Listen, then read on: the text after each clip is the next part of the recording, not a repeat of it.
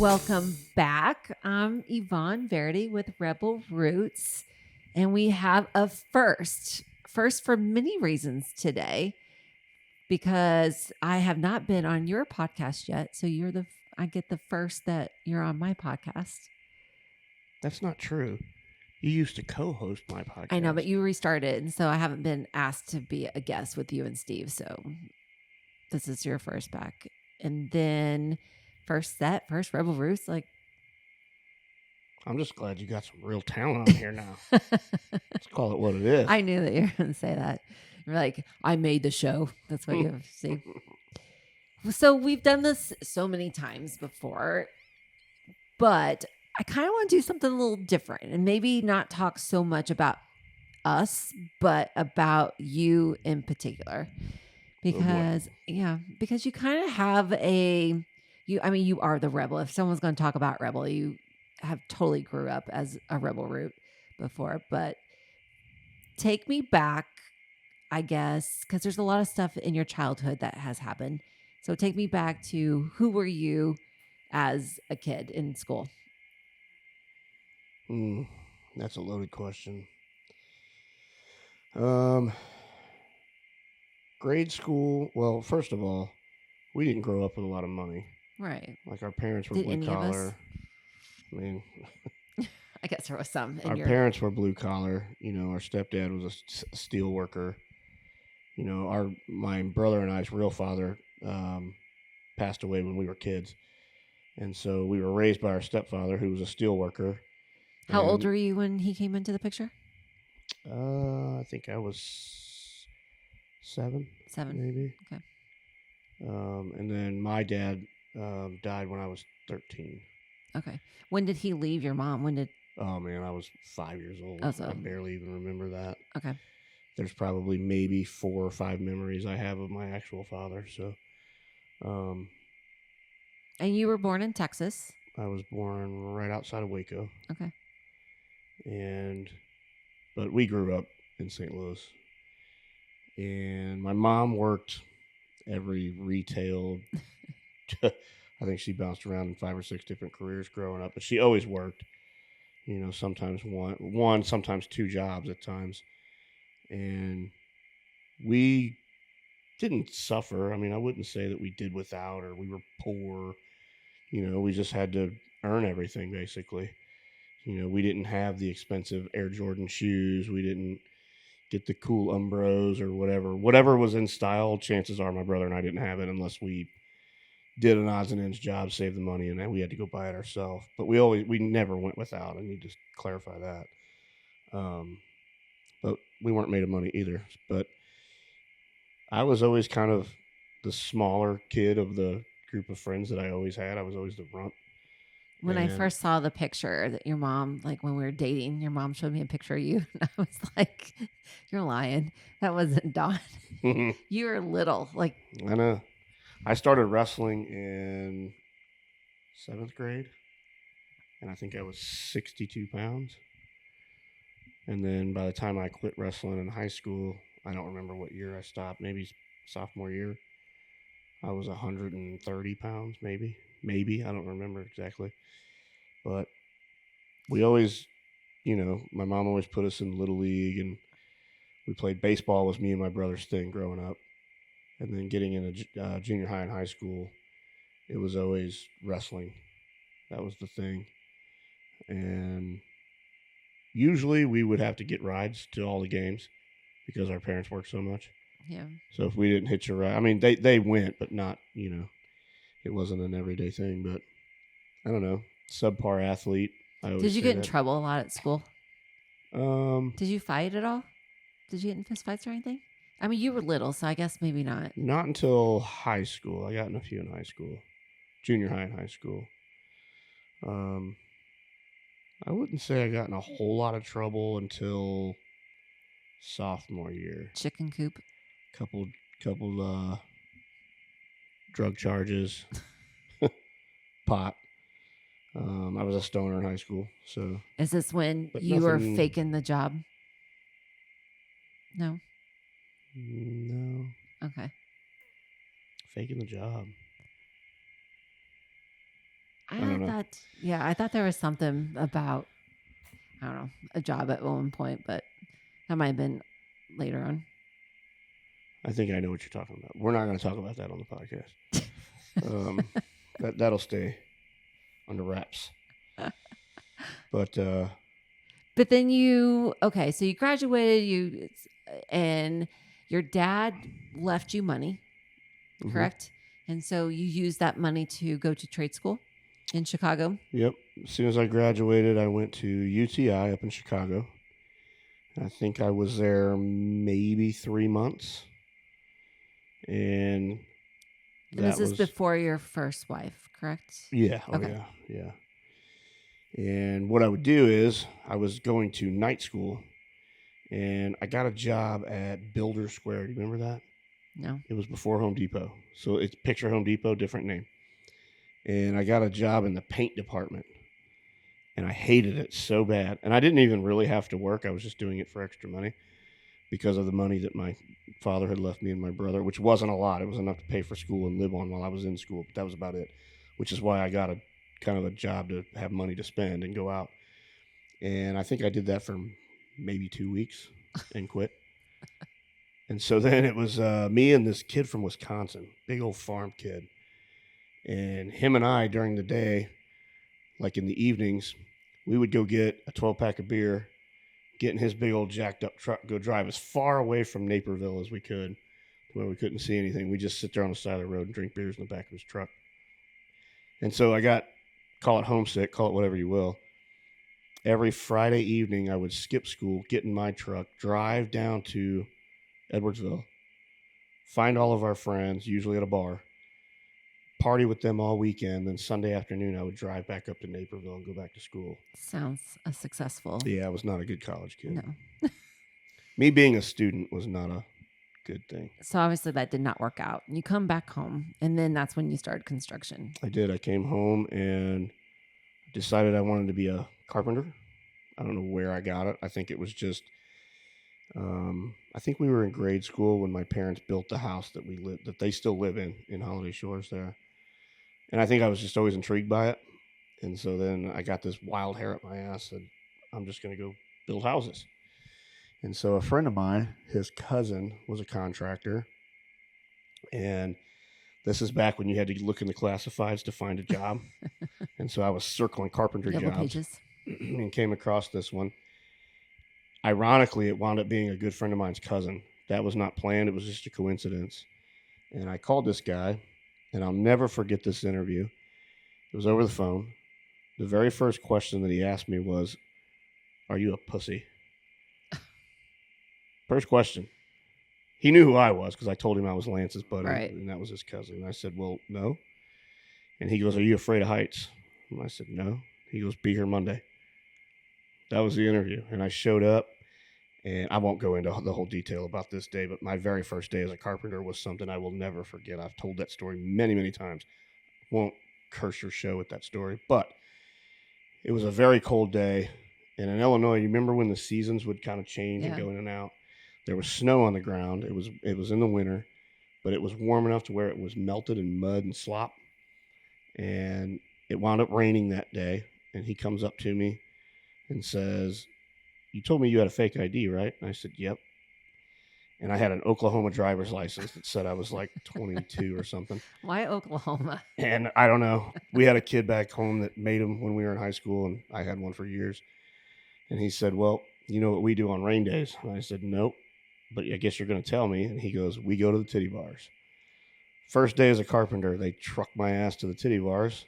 We wind up getting kicked out. It was a whole mess. I won't tell that story here, but that was my first day as a carpenter. And then those guys on that crew, they pretty much made me a man. I mean, they raised me. Yeah. They beat the shit out of me, and they tortured the shit out of me. And I'll never forget them. You know, the one guy that I'm talking about he's still to this day like a big brother to me. I don't really, don't get to see him in person a lot, but I do talk to him on the phone. I still text him. His kids, his kids are grown up now, and I was in the hospital when his sons were born. I mean, I was pretty close to him. But so, what do you think? Like you said, that's the man, or they made you the man that you are today.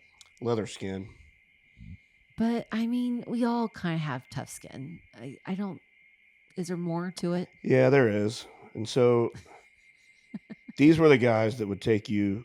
They would, I mean, pretty much demoralize you all week. They'd Right. pick on you, make fun of you, push you to your limit, see But how far they could push you. that's called bullying these days, It is. and it's dealt with different It is. today. And I'm not saying it's right, but then they're the same guys that at the end of the week, as long as you didn't like really fuck up bad, they would take you to the bar, sit you down, buy you a couple beers, and say, "All right, look, you little fucker, this is what you did all week. Am I going to get in trouble on your show? I cuss on mine. I don't know if this is a It's thing. okay. But then they would sit you down and they would explain to you what you were doing wrong, how to fix it, and they would kind of boost you back up. And then you come back into work on Monday and you learned. Something that's maybe what we're missing in our culture or our teachings is that, everyone does this, but then everyone forgets to how to teach and to apply what they did that day to lessons in life or to something, I guess, that you can take on with you. Now I think it's just young kids aren't exposed to that. And if they do, they can't handle it. Yeah. They don't, there's just no outlet there. I just dealt with it. And, it got to the point where it made me learn faster. It drove me. It lit a fire under my ass. And I always swore that whenever I got to a point in my career as a carpenter, I would never be like that. And I wasn't. I was way different. So fast forward into 5-6 years later, when I kind of moved on from working with this guy, I joined the union. And then I was a union carpenter. And by that point, I was pretty damn good at what I was doing. And I was I was running work. I was a foreman. I was running multiple framing crews. I think this guy actually came and worked for me at one point. But I always had a reputation of not being a screamer. And I always got the guy's respect by, hey, man, you fucked it up. Here's the tools to fix it. I'll see you after lunch. And I made them fix it. I showed them what they did, and they never did it again. I mean, I broke their balls, but nowhere to the extent that I got. Right. And so when I met you, you were still in the construction, and you might have been, was that the same job? No, you were doing windows at that time. So you had moved on. By the time I met you, yeah, I was doing commercial construction, and I was working for a window company downtown doing historical renovation work on high-rise buildings. And you had been divorced how long? Oh, man. When did we meet? 2010? We always screw this. I think it's 2010. I got divorced in 2006, so. Okay, so 4 years. It had been 4 or 5 years. I had been divorced 2 years. But I was going into kind of, I think it was the things that you did in your first marriage. Do you think that anything that you've done in your first marriage you've brought to our marriage? Besides being like the good dude, were you a good dude in that marriage? Or have you changed from I don't know marriage? because I was so young. We were kids. Yeah. I mean, I don't still to this day. I'm 46 years old. I don't hold any grudges or animosity towards her. I don't even know her. You know what I mean? I've been away from her longer than we were ever together. You and I have been together way longer than her and I was. So. Yeah. I was just wondering. We were married so young. We were just stupid, dumb kids, man. And I mean, did I bring anything to our marriage? Maybe patience, maturity. No, you didn't. You still left those behind. That ain't right. Patience? You have no patience. Yes, I do. For certain things. Can you explain? Certain things. I have patience with you. Oh, yeah. I would say, well, sometimes. But other than that, you have no patience. Where did this... I know that you... Is it true that you really went to anger management? Yes. Why did you do that? I don't know if I know the whole story on this.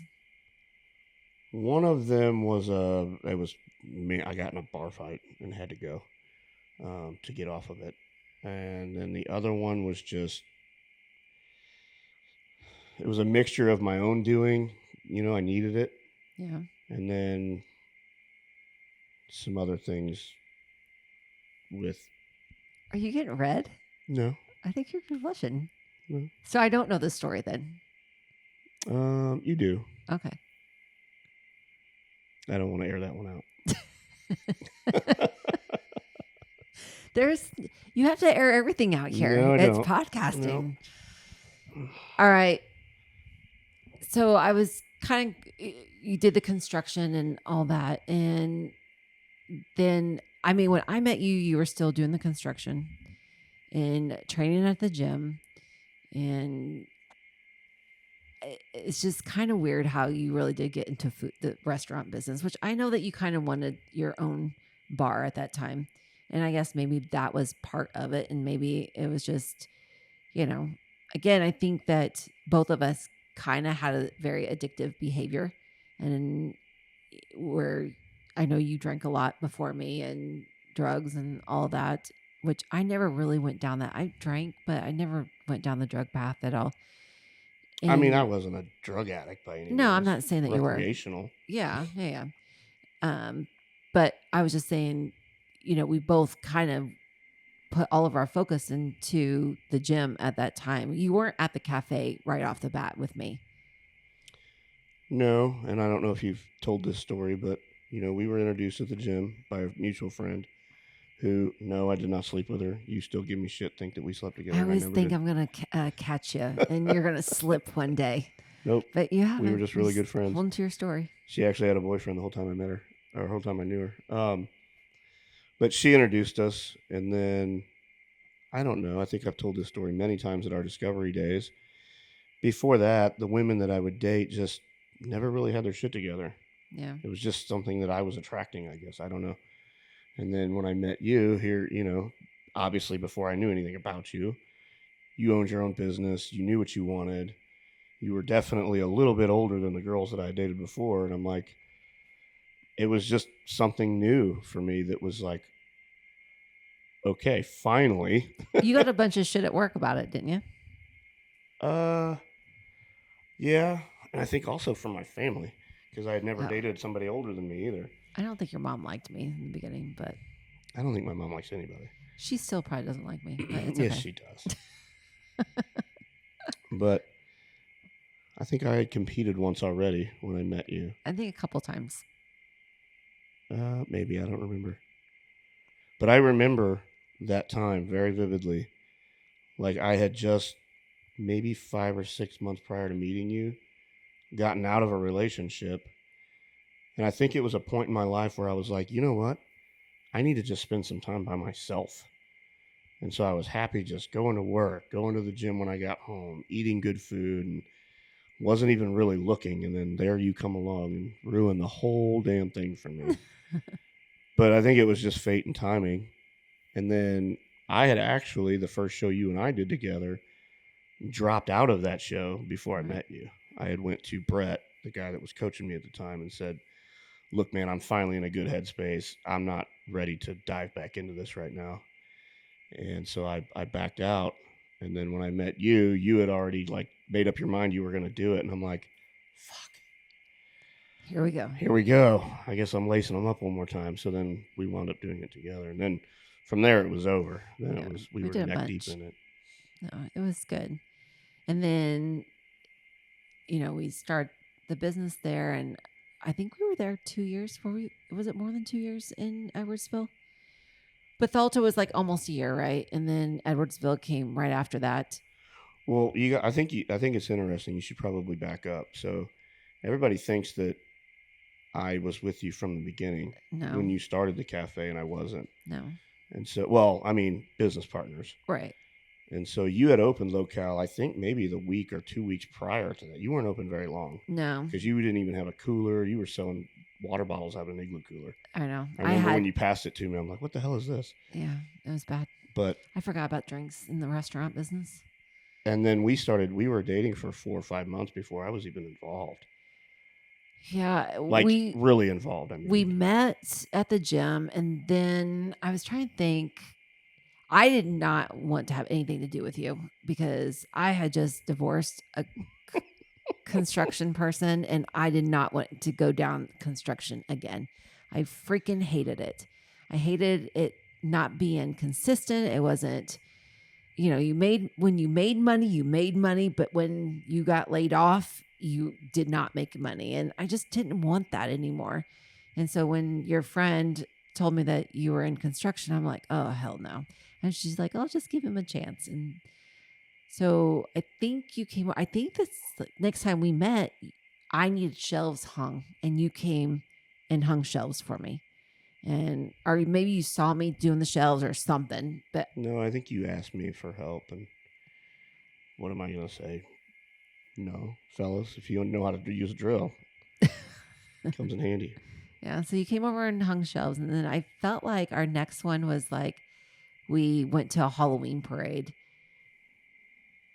Our For, like, first official date, was that your house? no, it was a Weather Vane. Remember we went Oh, and Weather got Vane. ice cream? Yeah. That's when it wasn't a date. You were bringing her dog back. And so you were doing a dog exchange. Well, and the we first had time we ice cream. hung out, let's say that. Yeah. And then Like outside of me going to a restaurant and Yeah. trying to solicit you for food. But and then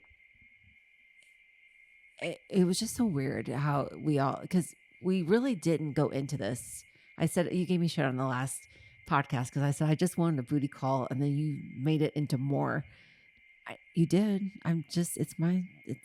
No, I did not. You did too. No, I did not. Who said I love you first? That was me. I'll admit that. Okay, that's But what I'm talking about. who came to my house and pretty much never left? I was getting some. What? It's okay, Jamie. What, You can laugh out loud. What do you want me to do? If you want something, you usually go to someone's Should house. we tell them that you pooped at my house the first night you were there with the door open? I did not. Yes, you That's your did. story. It's true. True.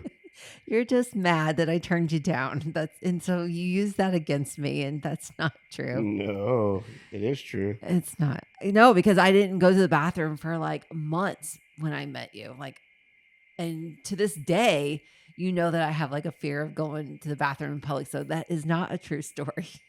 She pooped at my house with the door open. But it was just weird because I got the melanoma. I had a second round of melanoma that came up. And I just remember my mom telling me at that time, she's like, every time this happens, it's like the universe telling you to do something different. And I mean, you did not have kids. I had 2 girls. I did not want any more kids. I told you that was not a path that I wanted to take. And you said you didn't either at that time, which... Well, that's not completely true. So remember, we had this conversation. You're leaving gaps in the timeline here, lady. I did when we first got together. You remember that? And you were like, no, I'm out. And then we talked about it many, many, many times. And I knew I was never changing your mind. And your girls were young enough. Oh, that's right. That it was a lot for me to think about. And then over the course of time, with being around your girls, I'm like, you know what? I'm good. Maybe this isn't in the cards for me. Maybe this is. I love the girls to death, by the way, but they were turds to you because I had just, before I met you, I had dated someone else for a little period of time, and he wasn't a great dude, and so they were just like, here comes another, and he was actually a bodybuilder too, or a gym rat, I guess. And so they're like, here's another gym rat. And then you had those business cards where it was your back tattoo with your arms all spread out. And they're like, oh, they were Mom, personal training cards. Seriously? Seriously? You're dating this guy? And I was like, yeah, we got to get him to work on his business cards. But he's a good dude. And yeah, they gave you a hard time. And so they were not really nice in the beginning. They were kids. I know. But then you're like, I want kids. And then you would joke and be like, I'm 75% in. I'm 60%. I'm 40%. Yeah, I think I'm good. It came to that. And then so when I got the melanoma, I think I was upfront from the very beginning that I wasn't staying there. Yeah, I remember that. I was heading towards a beach. Well, I think more of a compelling piece to this that we haven't talked about yet is even before we even got to that. So I get questions like I've been questioned before, like, how did we even get into business together in the first place? Yeah. And it's very unorthodox. It's very non-traditional.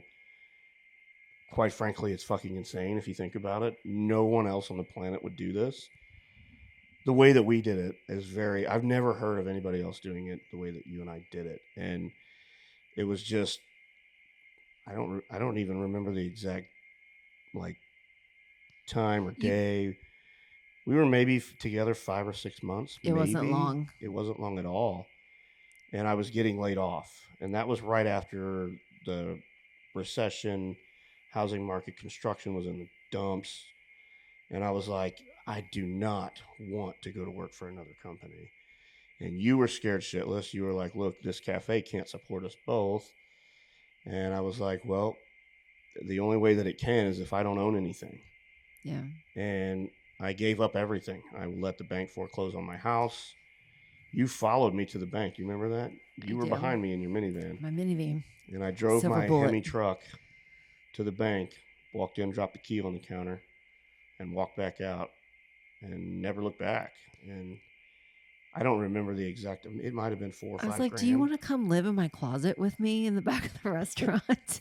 It was fucking scary. I remember my parents asking me, like, what the fuck are you doing? We're not They happy thought with I was me. insane walking away from a pension. And, you know, at the time, that was good money for what I was doing. That was really good Well, money. that was the only thing around in our town. You know, that was it. It was a union job. And so then shortly after, I filed a bankruptcy to liquidate all the debt. And then we lived like minimalist for a year. We were pretty much homeless for a year. We had a futon and that was it. So you want to talk about no safety net going all in? I mean, what the hell? What were we thinking? We had known each other 5 months, and then we felt like it was okay for both of us to just live in a closet on a futon mattress with nothing. Like, who thought that was a good idea? I thought it was fucking fun. It was fun, but probably the looking best time back we've right had. now, I'm just like, why? What were we thinking? How many nights did we sit up and eat Raisin Bran in the kitchen in our underwear? A lot. A lot. I mean, yeah, but I mean, really, it was kind of dumb. And to this day, I'm sorry, Mom, but my mom thinks that you sign a prenup. I know you told me that. I know. I was just like, I always thought it was funny though. Like a prenup for what? it's like I don't The have house anything. you don't have, the car you don't have. I was like, what do you think he signed a prenup? And she's like, did you have him sign a prenup? I'm like, yep. So I don't know if she'll listen to this or not, but there was no prenup, Mom. I didn't have anything for a prenup. But, and then when we decided to move to Wilmington, again, I look back at it now and I'm just like, we just packed everything up and just left. Didn't know anybody here. Didn't like submit an LOI, which if you think about like our franchise process now for someone to open a store, we did none of that. And I don't know why we thought it was going to work. I think that one, I don't think we cared. I think we were so motivated and driven that we were like, fuck it, we'll figure it out. We didn't really have any other options. Yeah. We rented that shitty old apartment on the internet. Remember, it smelled I like cat piss cried. when we got here. I cried. You're like, it'll be okay. Yeah. I was like, what are we living in? But I think we just, I think we were just young and naive. We didn't know any better. We weren't that young though. Well, we were naive. We were Young, naive. meaning in terms of being business owners, we were young. 36. Oh yeah. So we didn't know anything better to do. And there wasn't a lot of books out there to get information. Facebook had just started. Yeah, social media wasn't even really a thing yet. Yeah, there was nothing You were still out doing there. MySpace. I didn't even have MySpace, so I don't even know what that was. But I don't know. It's kind of I kind of laugh when we're around our owners. I was telling somebody at our convention last week. I might have said it on stage that you and I didn't even know how to read a damn P&L until we franchised. no. We didn't care. We We were measuring our success on how much money we had in our bank account. yeah, Could we buy our food, pay our rent? We were good. we were good. If we grew in that month, we were even better. But That's how I used to look at it. I was like, I would always set goals like, all right, we're going to grow our account by 10 grand. And then we would do that. And I'm like, all right, 20 grand, 30 grand, 40 grand. And yeah, then we just set started little goals. stockpiling cash. I think it's kind of. I think we don't even realize with our relationship how much time we spend together. and kind of our marriage is kind of unorthodox too. To we don't really, I mean, we have a little circle around us, but I was talking to a friend and they were just like, there's no way I could work with my husband as much as you do. But I don't even know, like with us, how we even figured that out. But if you really think about it, we only knew each other 5 months. You moved into the closet of the cafe with me.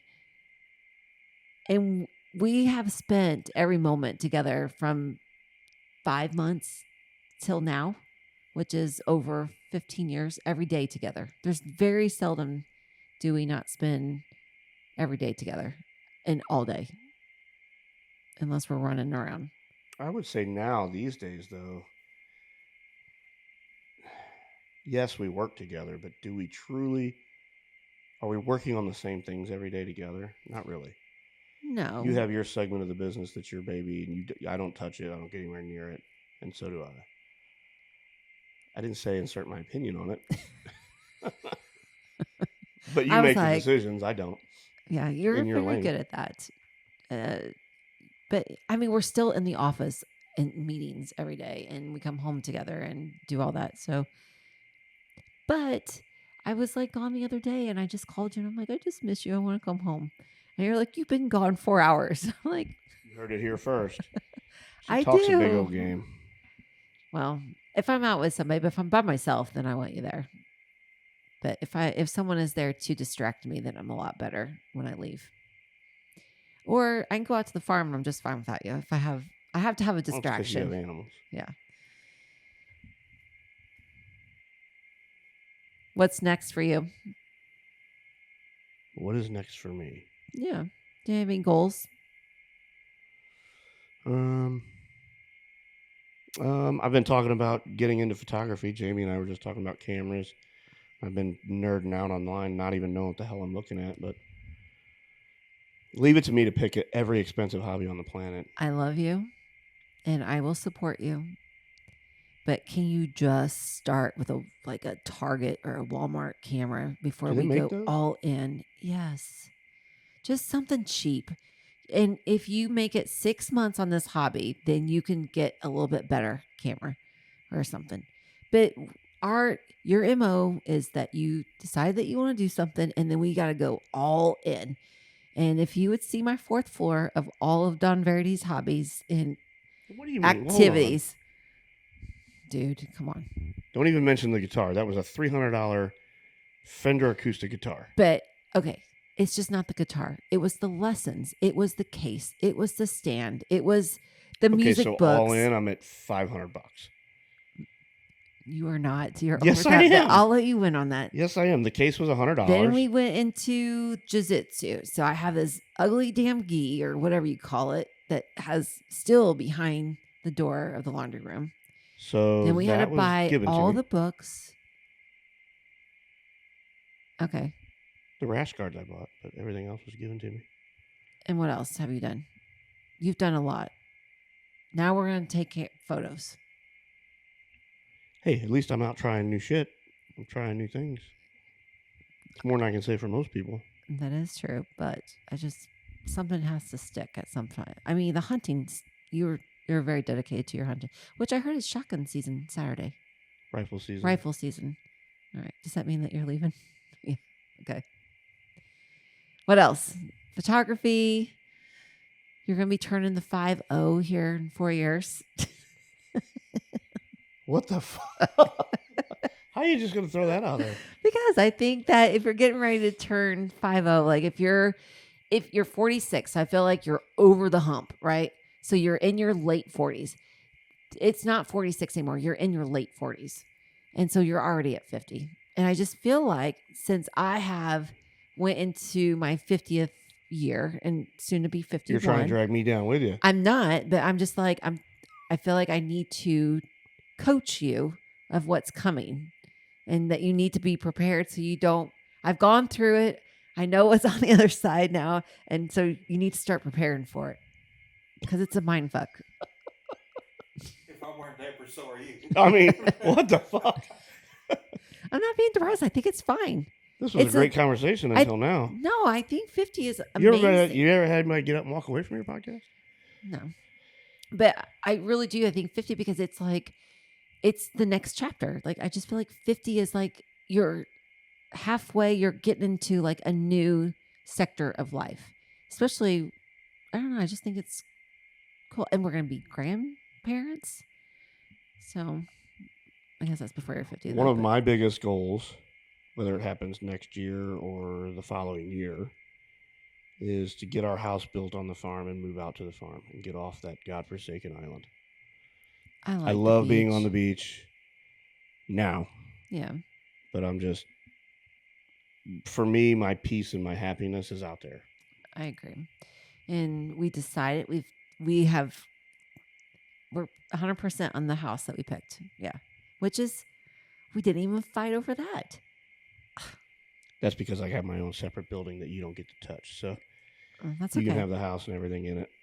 Have at it, lady. But I thought it was pretty cool that we both saw and we're like, this is it. And we've been sitting with it and we still haven't changed our mind. So it's been about 3 months-ish. No, it's been less than that. I mean, we bought the property back in April and we picked the house plan 2 weeks ago. Do you think we'll fight when we build it? Probably. You know, we've only had like 3 major fights in our whole marriage. So I don't think we'll fight. I think we'll be good. I feel like I know how to It's manage probably going to be you. over things that at the end of the day I'm not going to give a shit about, and I'm just going to let you have it. Yeah. I'm just like, well, I know how plants Unless seeds it's with now. my barn, then that's game over. I don't really care. I won't see it. But I just feel like we know how, or I know how to manage you now. So it's a lot better. What am I, like a puppy dog? No, I learned how to just plant seeds. That's my whole theory with marriage now, is that you just plant seeds and then you fertilize it and you water it and you just let it grow. And then it comes around. Like she's Albert fucking Einstein here. Although my garden completely died this year. So Yeah, hold on. Let's back up before we cut this. You're going to bust my balls about hobbies. I've got 2 pieces of furniture in my gym that has taken up a quarter of my gym for over a year that you've never touched.